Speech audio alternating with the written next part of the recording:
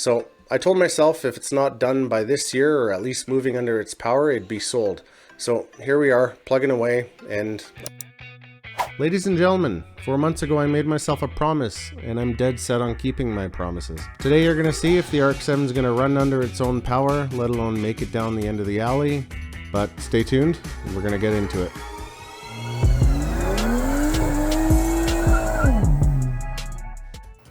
Okay, so I'm gonna take you guys through what I've done off screen. It wasn't super interesting, it wasn't worth making a video on, so let's get through it. So since I've obviously cleaned it up rather well, took all the garbage and junk out of it, ignore the camera and whatnot, I think just underneath here is a fire extinguisher, so we're good just in case this thing decides it wants to light on fire. Of course, Power FC, I've cleaned these switches here so that the interior light works properly. Put a steering wheel in, which is likely crooked. Wideband is right over there. All the wiring underneath is tucked up.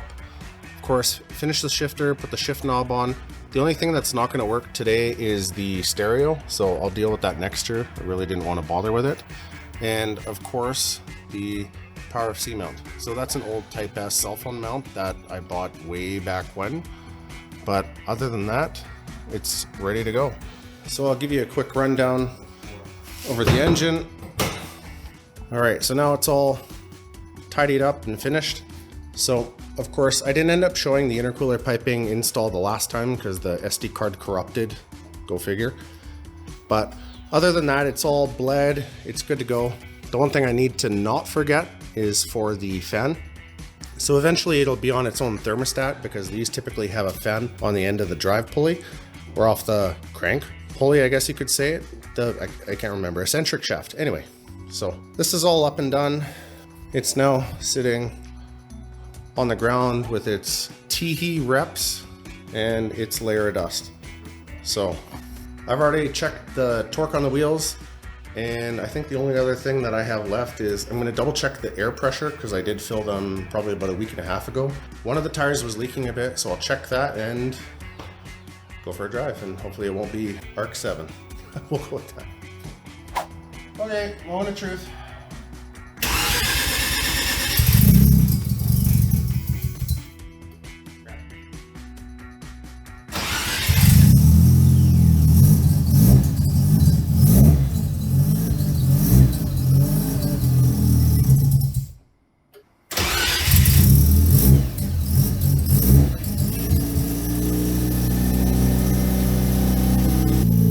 Because it doesn't have any idle system, I need to hold my foot on the gas.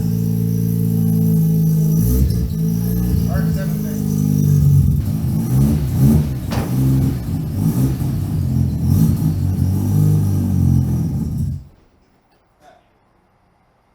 We'll blame that on the car. I stalled it. We'll blame that on the car. This clutch is f***ing aggressive.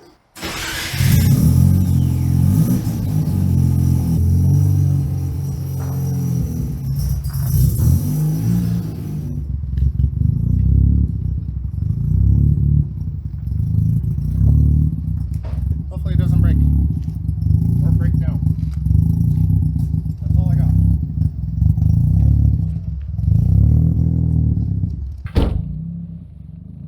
Seatbelt. Air temp 15, water temp 74.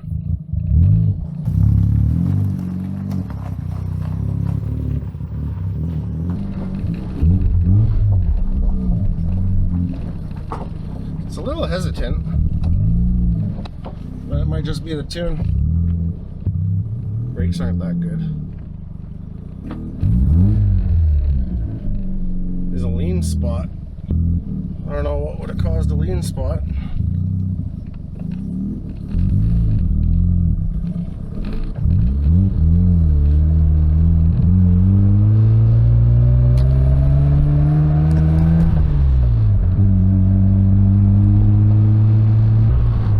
Yeah, there's a lean spot just in part throttle, but that could be from who knows what.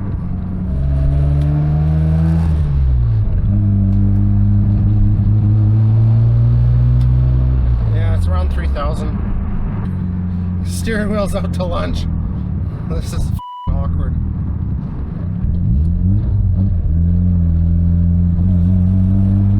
Okay, so I'm gonna keep it above 3.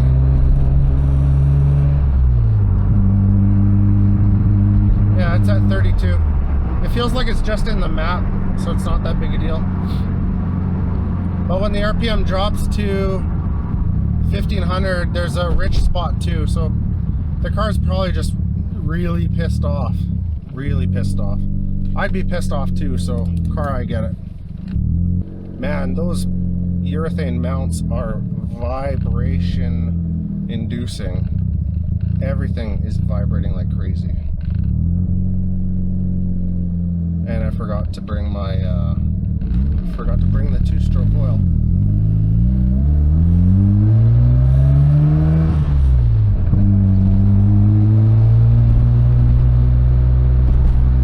Yeah, I think a lot of the hiccups are just tune related. It's kind of like part throttle, so when it starts to hesitate, if you give it a bit more, it richens up. So cruising around, it's around 14.5, but it has a hiccup where it goes 16.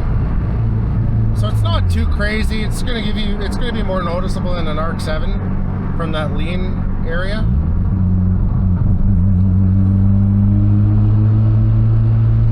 But the lower injectors, or the primary injectors, they didn't have the diffuser plates on it. So because they didn't have the diffuser plates, it wasn't properly dispersing or atomizing the fuel. So I have a sneaking suspicion that's what the issue is. So as long as I drive it above 3,500, 4,000, it's fine.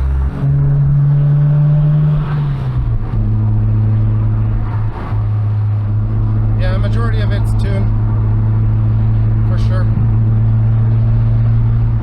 Surprisingly, the wheels aren't vibrating. Like, I figured for them being as old as they were, that they would have a balance issue. No, the only real issue here is just tune.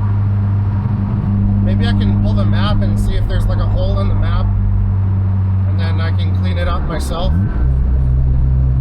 And of course I'm braking in the clutch as well, so I can't really boost or go anything crazy, so it'll be a lot of shifting, but it's also kind of like shifting around an issue. So for those of you that may not know, the proper way to brake in a clutch is don't rev match, let it do its thing by itself, and it'll sort it out. Water temp 89, it's good. It's reading boost, no knock, engine rev, yeah, it's all still accurate. Air temp 22, yeah, it's about right. Right now it's idling at 12.5, 12.8. So that's why it's a bit higher, but it's actually being driven, so I can always adjust that after.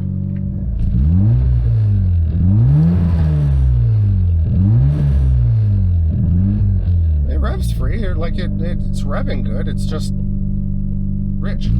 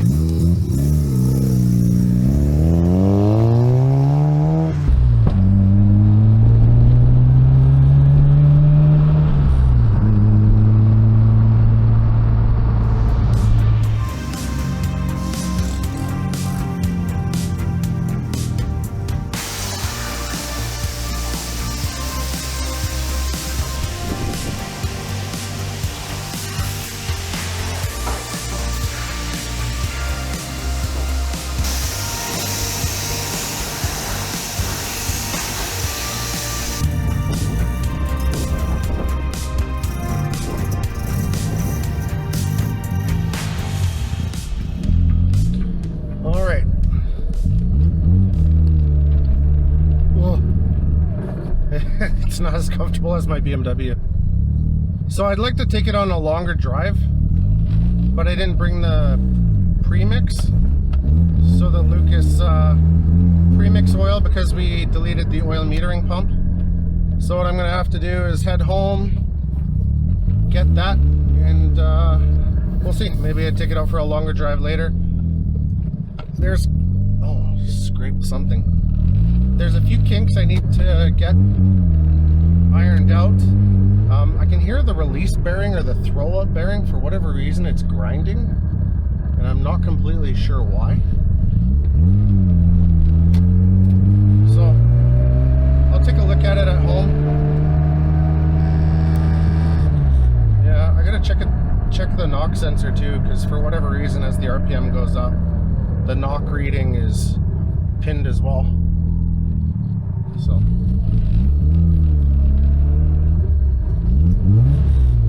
oh yeah, even on a free rev, the knock is going nuts.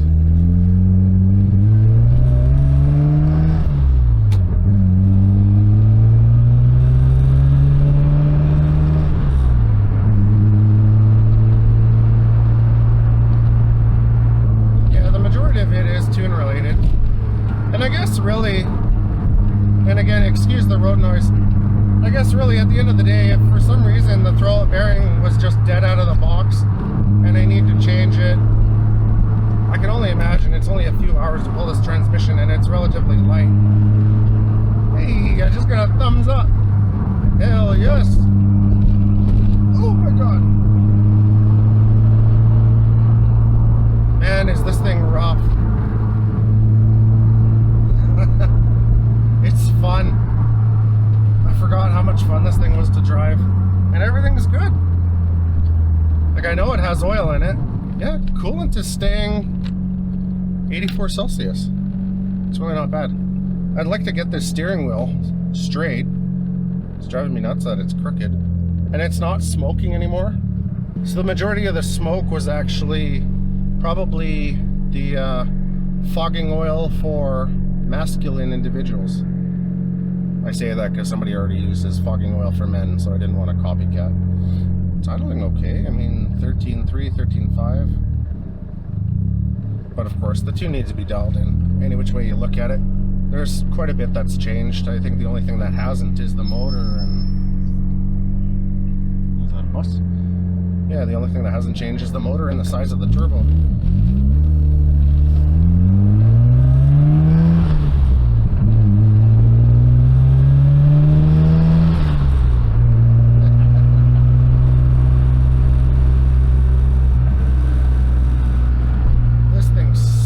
Gas.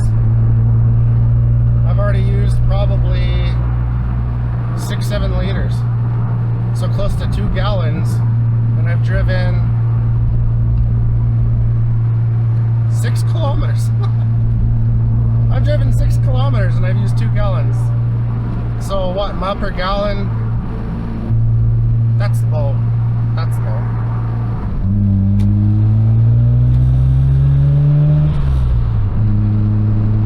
Blow-off works. Yeah, see, I remember this. As soon as it gets to 1/8 of a tank, it just drops to E, so we might not even make it home. Man, I don't want to fill this up. I know it's a 76-liter tank.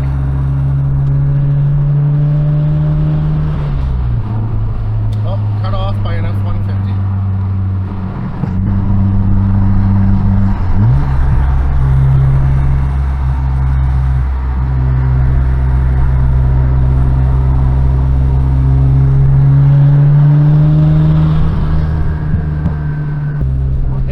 An old car, there really aren't that many rattles somehow. Oh. I'm gonna be 2 inches shorter. Oh, my spine felt that one. Oh my god.